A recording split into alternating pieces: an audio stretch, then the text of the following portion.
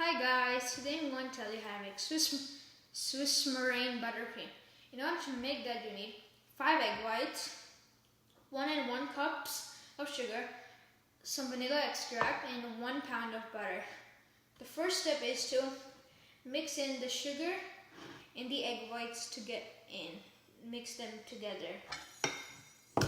Just after you mix it up for some time, and you like touch it, you can see that it's like super grainy. That's the sugar. So then, because of that, we're going to cook it a bit. So we're going to cook it over some boiling water. After you cook the eggs over some boiling water, and you like do this and you touch it, you can see that it's not grainy anymore. It's like smooth and like marshmallowy. Then you're going to put these in the freestanding in a mixer like that, and just whip it up until it's like becomes nice and airy.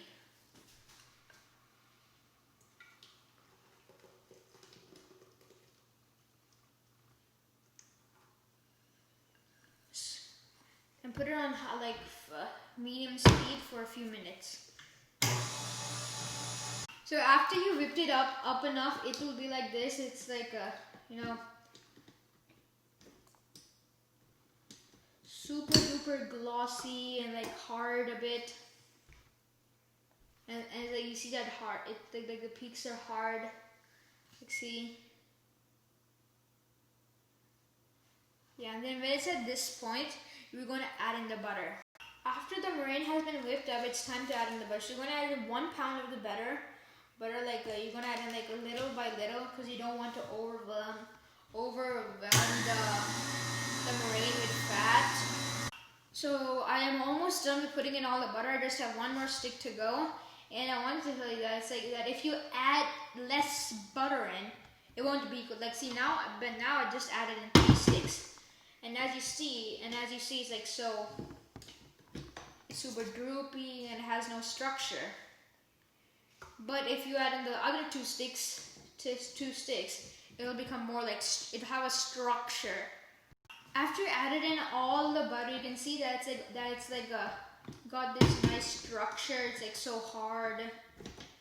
Like you can see, this is good. But before we just pipe it up, we need to scrape the edges, because there might be some Swiss meringue just hiding in those corners of the bowl. The last step is to add in a few dashes of vanilla extract. You can just add it in and put it and continue mixing it.